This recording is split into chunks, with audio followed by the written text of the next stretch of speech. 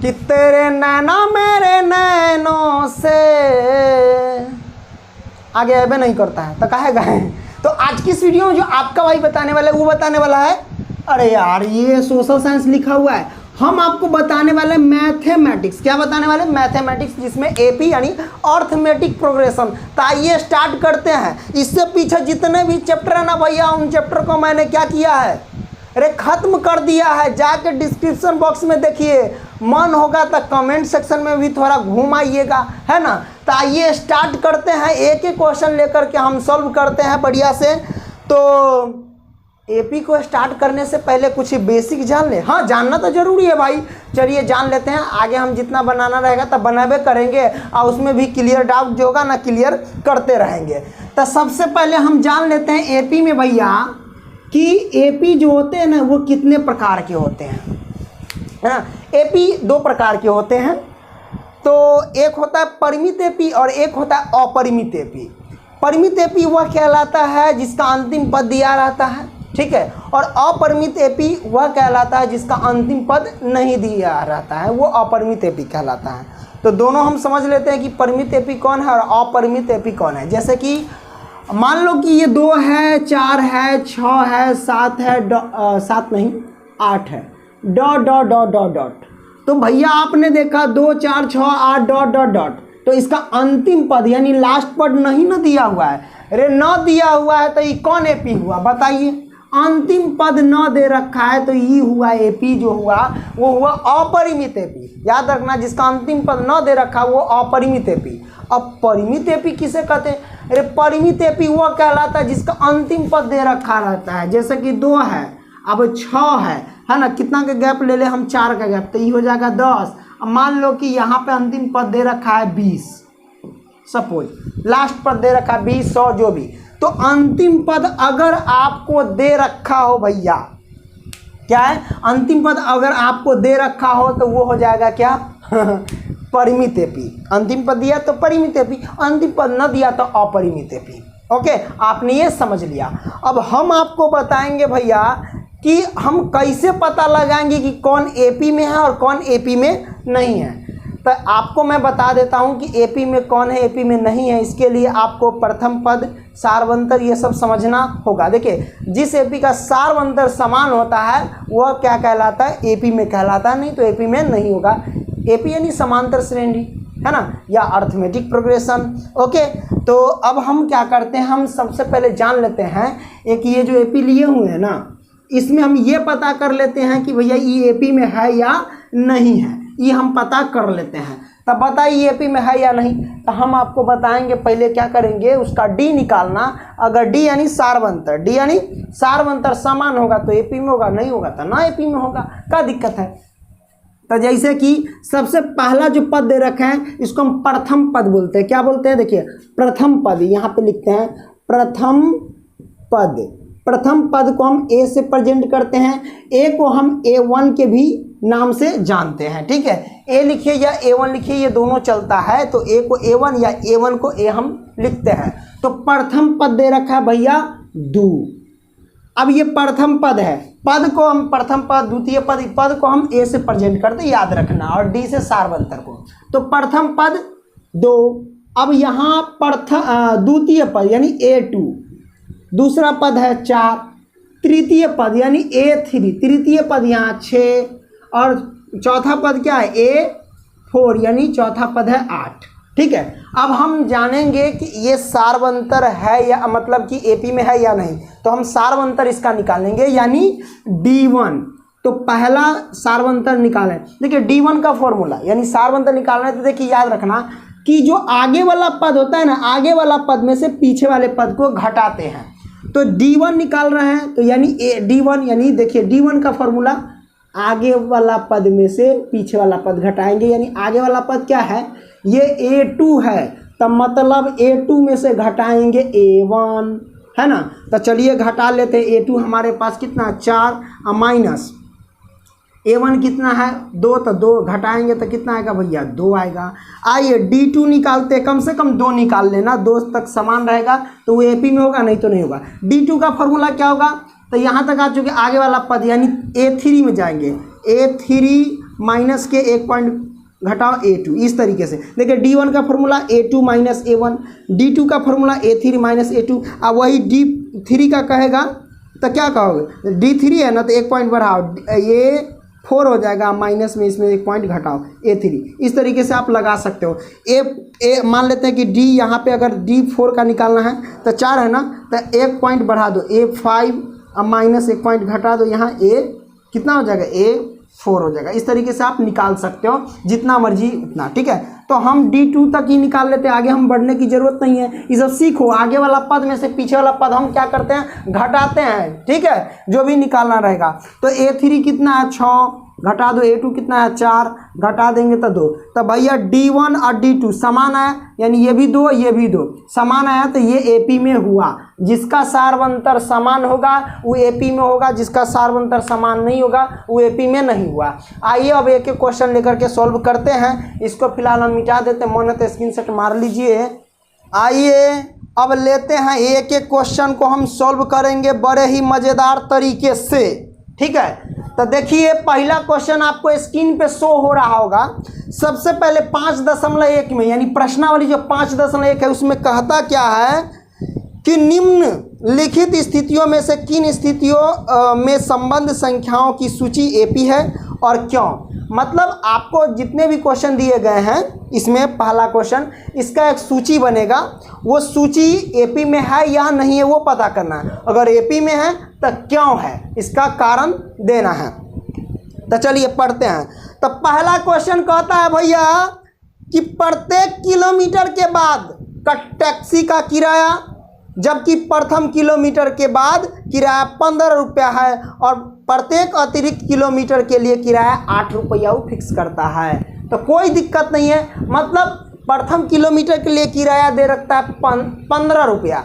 अब उसके बाद जितना किलोमीटर बढ़ेगा उसका अलग किराया 8 रुपया है, जो किलोमीटर आगे बढ़ेगा उसका 8 रुपया है ना। मान लेते 15 रुपये प्रथम किराया है, ठीक है। 1 किलोमीटर आगे बढ़ा फिर 8 रुपया, फिर 2 किलोमीटर गया तो फिर 8 रुपया, उसमें जोड़ते जाएंगे। मतलब समझिए कि जैसे ही रास्ता है प्रथम किलोमीटर पे उसको 15 रुपया देना पड़ता है, ठीक है। दूसरे किलोमीटर पे अतिरिक्त 8 रुपया, फिर तीसरे किलोमीटर फिर 8 रुपया, फिर चौथे किलोमीटर फिर 8 रुपया, इसे देना पड़ता है।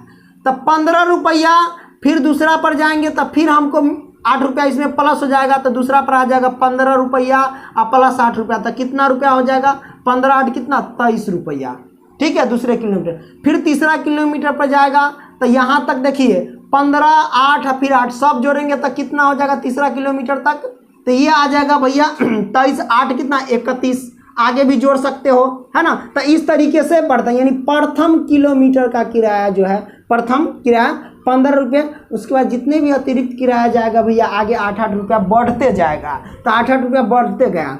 तब प्रथम किराया तो मतलब A1 आ गया हमारे पास भैया कितना 15, ठीक है। A2 आ गया हमारे पास कितना तो 23, ठीक है। A3 हमारे पास जो आ गया 31, पहला पद दूसरा पद तीसरा पद, इस तरीके से कह सकते। A3 आ गया 31। अब बताइए कि जो इस तरीके से 8 रुपया बढ़ते गया, ये सूची जो है ये तैयार हुआ, ये AP में है या नहीं है। तो AP में है या नहीं है इसके पता लगाने के लिए हमें D ज्ञात करना पड़ेगा। तब भैया D बराबर क्या होगा, D1 बराबर तक कहता है A2 माइनस के A1, ये ना फॉर्मूला। A2 हमारे पास कितना है 23, तो हम लिखेंगे 23 और घटा देंगे। A1 कितना है, A1 15, तब 15। अब बताइए घटाएंगे तो 8 होगा कि नहीं होगा। और D2 भी निकाल लेते। D2 का फॉर्मूला कितना होता है, तो ये होता है A3 माइनस के A2। अब घटाइए इसमें A3 कितना है 31 और माइनस के A2 कितना 23, तो 23 घटा देंगे तो कितना होगा 8। अब देखिए D1 D2 दोनों समान आ गए, सार्वंतर समान, तो समझिए कि ये सूची जो तैयार होगा 15 23 और 31 डॉट डॉट आगे ई जो होगा वो AP में आएगा, यानी समांतर श्रेणी होगा। लिखेंगे क्या, अतः यह सूची का जो है ना सार्वंतर समान है, अतः यह सूची AP में है यानी समांतर श्रेणी है, ठीक है, ये वाला।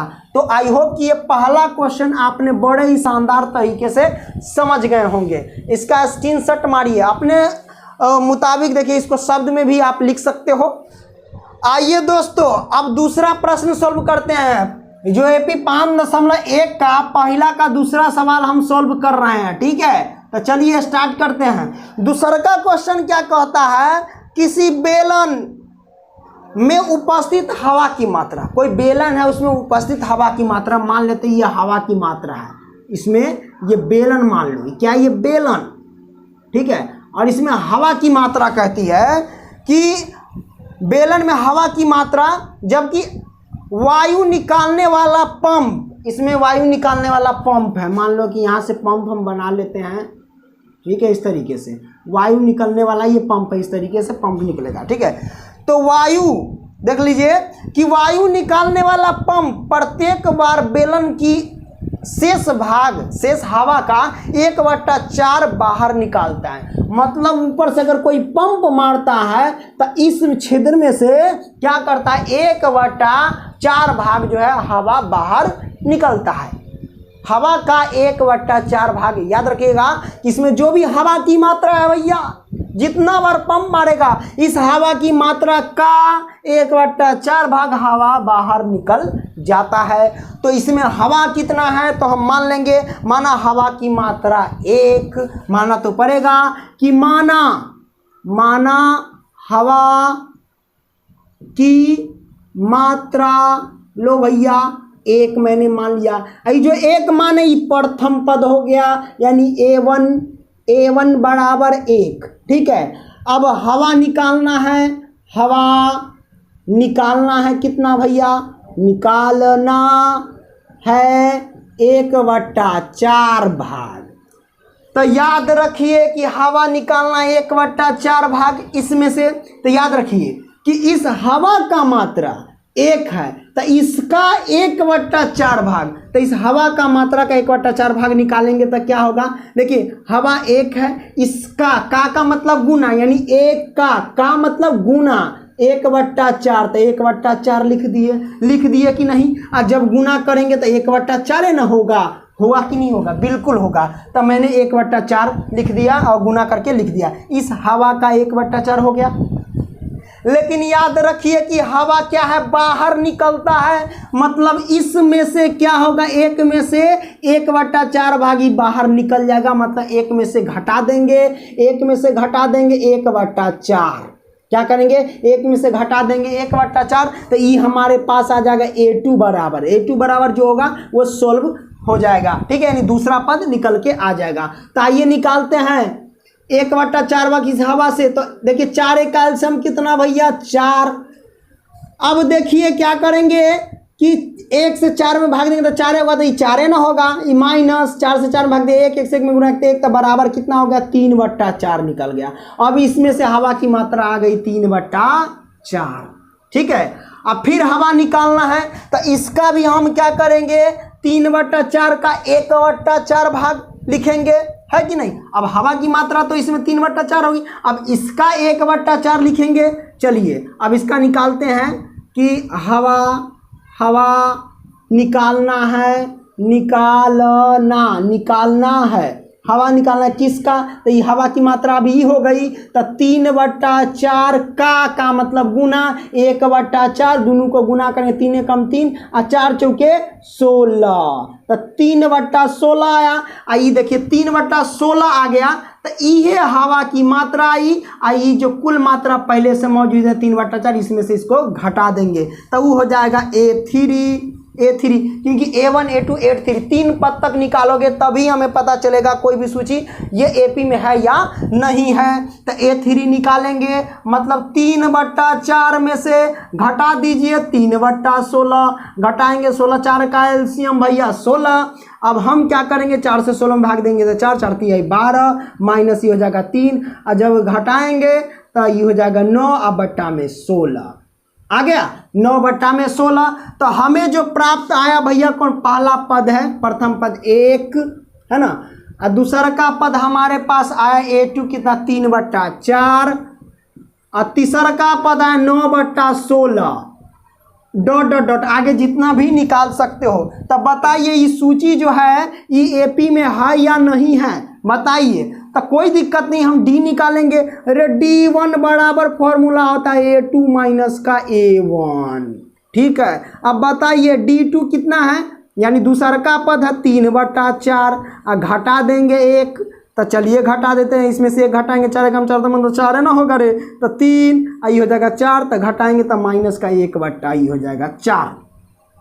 आइए अब D2 निकाल लेते हैं, तो D2 निकालने के लिए दूसरा यानी तीसरा का पद में से दूसरा पद घटेगा, तो यानी 9/, मतलब ये ना A3 माइनस A2 यही फॉर्मूला आएगा, तो 9/16 घटा देंगे 3/4, तब बताइए ये तो 16 एलसीएम होगा, और ये तो 9 माइनस के 4 चौके 16, तो 4 3 12, और 9 में से 12 घटाएंगे तो कितना होगा, 9 3 12, तो ये जगह 3/16। बताइए दोनों बराबर है, नहीं ना बराबर है, यानी D1 और D2 बराबर नहीं है, तो लिखेंगे अतः सार्वंतर बराबर नहीं है, इसलिए यह सूची एपी में नहीं है, यानी समांतर श्रेणी नहीं है।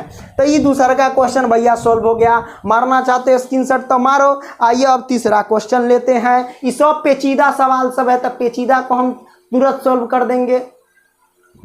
आइए भाई लोग, अब हम तीसरा का क्वेश्चन सॉल्व करते हैं। तीसरा क्वेश्चन क्या कहता है, तीसरा क्वेश्चन देख करके आप खुद पता कर लिए होंगे कि पहले क्वेश्चन की तरह है। क्वेश्चन कहता है कि प्रत्येक मीटर की खुदाई के बाद एक कुआं खोदने में आई लागत, जबकि प्रथम मीटर की खुदाई की लागत 150 रुपया प्रथम मीटर की, ठीक है, और बाद में प्रत्येक मीटर की खुदाई की लागत 50 रुपया बढ़ जाती है। तो बताइए सूची एपी में है या नहीं है, तो कारण दीजिए, कोई दिक्कत नहीं है। कुआं है भैया, क्या है, कुआं, लो भैया ये कुआं हमने बना दिया है ना, डोल लेकर के पानी निकाल लेना। तब प्रथम मीटर की खुदाई जब करता है तो उसकी जो लागत होती है कितना, प्रथम मीटर पे खुदाई की लागत है, यानी पैसा लगता है 150 रुपया। जब ये दूसरा का मीटर जाता है तो देखिए अर्थ प्रत्येक अतिरिक्त, यानी दूसरा का मीटर जब ये जाता है 50 रुपया बढ़ जाता है इसमें भी, फिर तीसरा का मीटर तक खुदाई करता है फिर 50 रुपया बढ़ जाता है, फिर चौथा मीटर तक मतलब खुदाई करता है फिर 50 रुपया बढ़ जाता है, इस तरीके से रुपया बढ़ जाएगा। तो लिखेंगे कि माना प्रथम पद क्या हो जाएगा, 150 रुपया, क्योंकि प्रथम मीटर की खुदाई की लागत 150 रुपया। अब प्रत्येक अतिरिक्त यानी A1 हो जाएगा भैया यहाँ पे 150, तो A2 क्या हो जाएगा, A2 हो जाएगा, बाकी A2 यहाँ तक आ जाएगा, A1 A2 A3 A4, तो बाकी सब ऐड होते जाएगा, ठीक है। बिल्कुल पहले क्वेश्चन 150 और 50 कितना हो जाएगा 200, फिर A3 पर कितना हो जाएगा यहाँ तक 200, A3 यहाँ तक, सब आपस में जोड़ दो सबको, तो ये हो जाएगा 250, फिर A4 कितना हो जाएगा, हो जाएगा 300।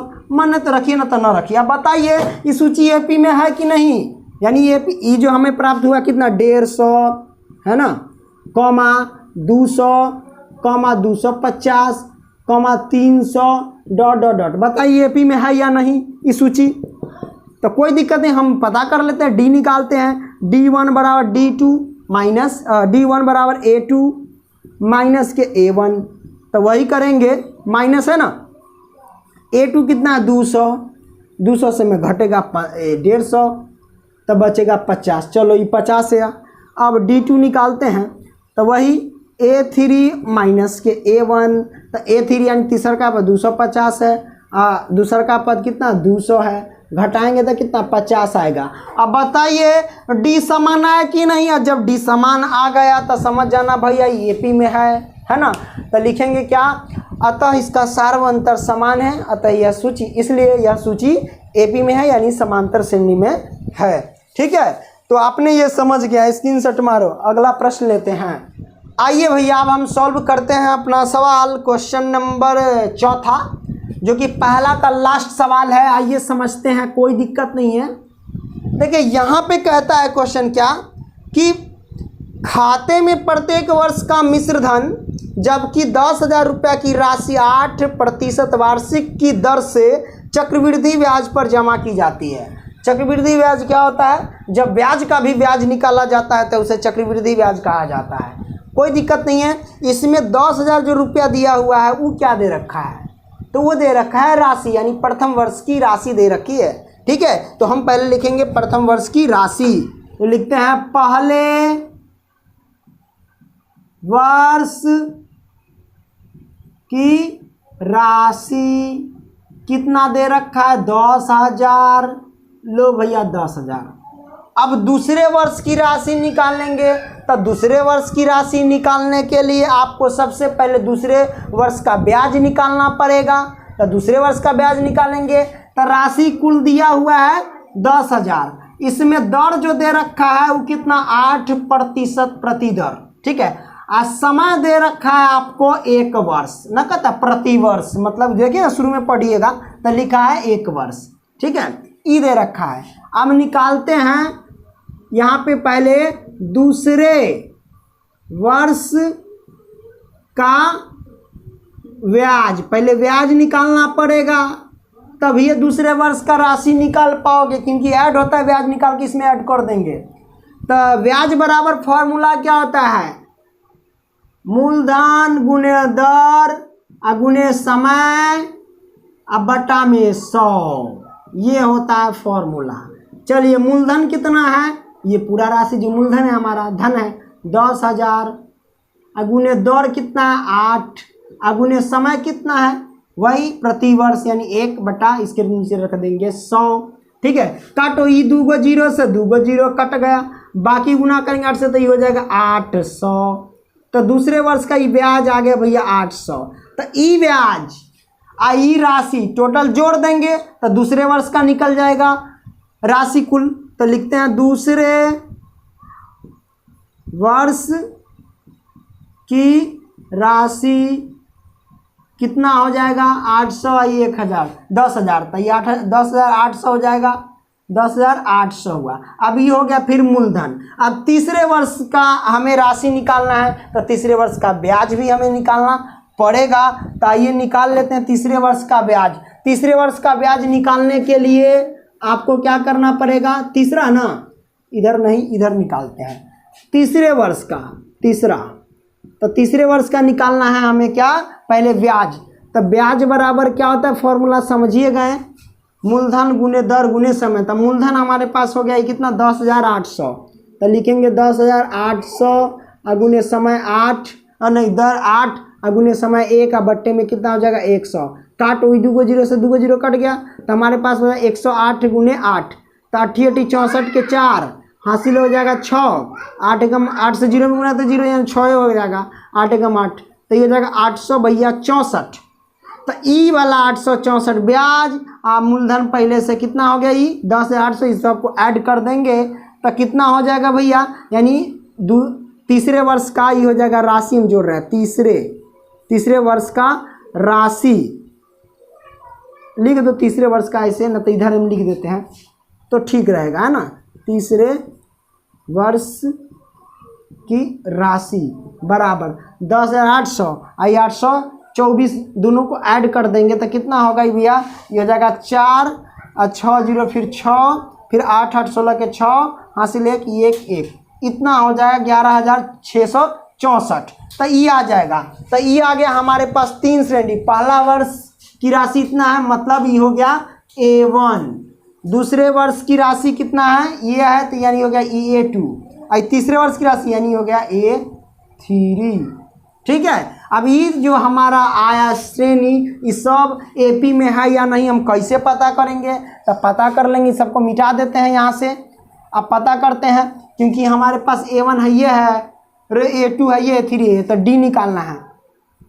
तो D1 निकालते हैं। D1 वही कहता है कि दूसरे पद में से पहला पद घटा, तो दूसरा का कितना 10,800 में से घटेगा कितना 10,800 और घट जाएगा पहले का पद 10,000, तो हमारे पास कितना हो जाएगा, ये हो जाएगा 800। कितना आ जाएगा 800, ठीक है। अब D2 निकालो। D2 कहता है वही तीसरा पद में से घटा दो दूसरा का पद, तो तीसरा पद कहता है 11 है 6 है 4 है 6 है फिर 4 है, इसमें से घटाओ 10,000 कितना 800। तो घटा देंगे तो कितना होगा भैया, यहाँ पे लिख करके कि 11,664 में से घटेगा 10,800, 10,000 कितना 800, है ना। 4 में से 0 घटेगा नहीं तो 4 होगा, 6 में से 0 घटेगा नहीं तो 6 रहेगा, और 6 में से 8 तो नहीं घटेगा, तो हम क्या करेंगे इसमें से हासिल लेंगे तो ये हो जाएगा 16, 16 में से 8 गया तो 8 हो जाएगा, ये बचा 10, 10 में से कट गया 864 हुआ। कितना हुआ भैया 864। अब बताइए D2 आया 864 और D1 हुआ 800, तो दोनों बराबर है क्या? तो सार्वंतर बराबर नहीं है, अतः यह सूची समांतर श्रेणी में नहीं है, ये लिख देना। तो ये सारे के सारे क्वेश्चन पहला का सोल्व हो गया। तो जितने भी पेचीदा सवाल था मुरकट्टी सब सोल्व कर दिए। आने वाली वीडियो में सारा क्वेश्चन एक ही साथ सोल्व कर देंगे, ठीक है? अगली वीडियो में मिलेंगे।